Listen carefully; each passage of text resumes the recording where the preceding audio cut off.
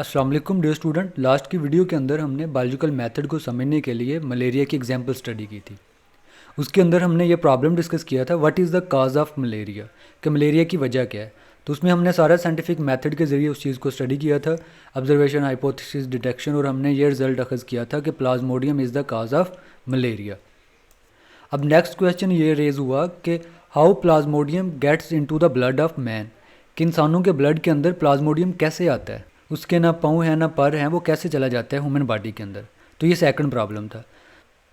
Dear student, ये topic मैं आप लोगों को एक स्टोरी की तरह बताऊंगा जिससे आप लोगों को इजी से समझ आ जाएगी। फिर इस प्रॉब्लम को भी साइंटिस्ट ने बायोलॉजिकल मेथड के ज़रिए सॉल्व किया। कैसे किया हम देखते हैं, let's see. As we know, biological method के अंदर जो पहला स्टेप आता है वो ऑब्जर्वेशन का आता है। लास्ट के टॉपिक के अंदर हमने दो ऑब्जर्वेशन देखी थी जो कंट्राडिक्ट हैं, एक दूसरे के ऑपोजिट हैं, कि मलेरिया और मार्शिस एरिया का आपस में कोई लिंक है, मतलब कि मार्शिस एरिया के इर्द गिर्द मलेरिया ज़्यादा फैलता है। दूसरा ये था कि मार्शिस एरिया का पानी पीने से मलेरिया नहीं होता। दोनों अपोजिट बात है। जो मार्शिस एरिया हैं, दलदली इलाके हैं, वहाँ मलेरिया ज़्यादा होता है, लेकिन मार्शिस पानी पीने से मलेरिया नहीं होता। इससे ये सेंस मिल रही थी कि जो मार्श वाटर है उसके अंदर प्लाज्मोडियम नहीं होता, प्लाज्मोडियम किसी और चीज़ में है।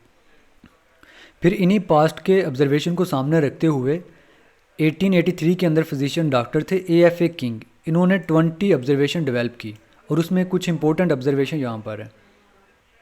Right the some important observation of King. ये बड़ा इंपॉर्टेंट शॉर्ट क्वेश्चन है इस टॉपिक का।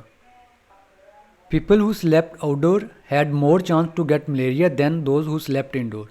वो लोग जो बाहर सोते हैं उन्हें ज़्यादा मलेरिया होता है उनकी निस्बत जो कमरों के अंदर सोते हैं।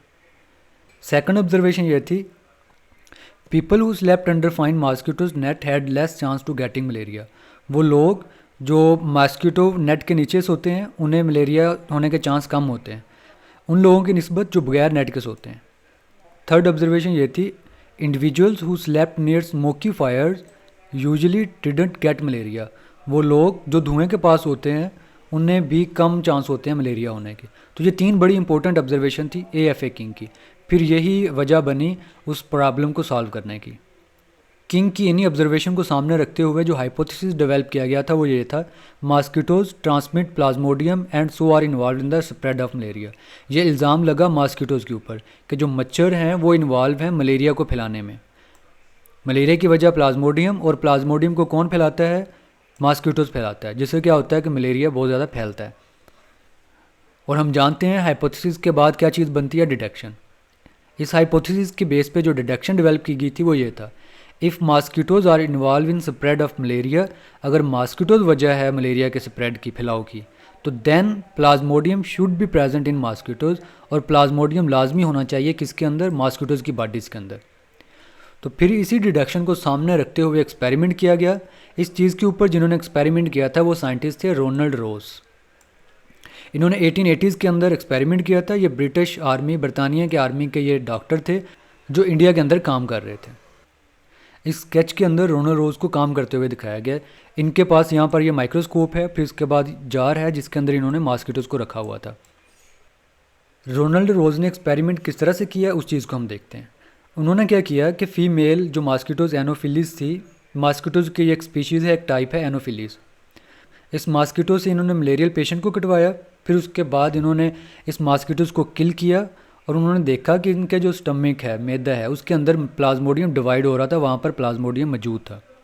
जो हमने डिटेक्शन डेवलप किया था वो चीज़ साबित हो गई। फिर उन्होंने सोचा कि इस जो इन्फेक्टेड मॉस्किटोज़ है इससे किसी हेल्दी पर्सन से कटवाया जाए। तो फिर इन्होंने इंसानों के ऊपर एक्सपेरिमेंट करने के बजाय स्पैरो को चूज़ किया, क्योंकि इंसानी जान कीमती होती है, जो एक्सपेरिमेंट है ये रिस्की हो सकता है। तो उन्होंने इस रिस्क से बचने के लिए क्या किया, स्पैरो का ग्रुप लिया, और फिर इसके बाद मॉस्किटोज़ की एक दूसरी स्पीशीज़ है कुलिक्स मॉस्किटोज़, ये बर्ड्स के अंदर मलेरिया फैलाती है। फिर इन्होंने ये एक्सपेरिमेंट स्पैरो के ऊपर परफॉर्म किया। इन्होंने क्या किया, मॉस्किटोज़ से मलेरियल से अफेक्टेड जो स्पैरो थी उनको कटवाया। फिर इन्होंने देखा मॉस्किटोज़ को स्टडी किया, कुछ मॉस्किटोज़ को। फिर इन्होंने ऑब्जर्व किया कि मॉस्किटोज़ के स्टमक के अंदर प्लाज्मोडियम क्या हो रहे हैं, मल्टीप्लाई हो रहे हैं, उनके नंबर्स बढ़ रहे हैं। और फिर उसके बाद स्टमक से वो चले जाते हैं सेल्वरी ग्लैंड्स के अंदर, माउथ के अंदर। फिर उसके बाद उन्होंने क्या करवाया, इन्हीं मॉस्किटो से जो हेल्दी स्पैरो थे उनको कटवाया। इन्होंने फिर ये रिज़ल्ट फाउंड किया कि जो हेल्दी स्पैरो थी उन्हें भी क्या हो गया, मलेरिया। इन्होंने फिर मलेरियल स्पैरो का ब्लड लिया, फिर उसको माइक्रोस्कोप के नीचे स्टडी किया और उनके ब्लड के अंदर भी क्या चीज़ थी, प्लाज्मोडियम मौजूद था, जो मॉस्किटोज़ की वजह से उनकी बॉडी के अंदर इंटर हुआ। तो इस तरह जो हाइपोथेसिस डेवलप किया गया था मॉस्किटोज ट्रांसमिट प्लाज्मोडियम, कि मॉस्किटो जो है वो प्लाज्मोडियम को फैलाता है एक ऑर्गेनिज्म से दूसरे ऑर्गेनिज्म से। So mosquitoes are involve in spread of malaria. बस ये साबित हुआ कि मॉस्किटो जो है वो मलेरिया को फैलाता है। यहाँ पर एक और स्पीशीज़ दी गई है मॉस्किटोज़ की, एडिस मॉस्किटोज़। इससे क्या होता है, डेंगू फीवर होता है। इसकी पहचान ये होती है कि इसकी बॉडी के ऊपर ये वाइट डॉट होते हैं और इसका ये एब्डोमन जो होता है ये थोड़ा थिक मोटा होता है। इस चीज़ को हम ग्राफिकली भी देखते हैं। रोनाल्ड रोज ने एक स्पैरो ली इल विद मलेरिया, जिसे मलेरिया था, उससे उन्होंने कुलिक्स मॉस्किटो से बाइट करवाया। फिर उन्होंने इन मॉस्किटोज़ के कुछ नंबर्स को स्टडी किया, उनके अंदर प्लाज्मोडियम मौजूद था। फिर बाकी के जो मॉस्किटोज़ थे उनसे कटवाया हेल्दी स्पैरो को, और कुछ टाइम पीरियड के बाद वो हेल्दी स्पैरो भी क्या हो गए, अफेक्टेड हो गए मलेरिया से।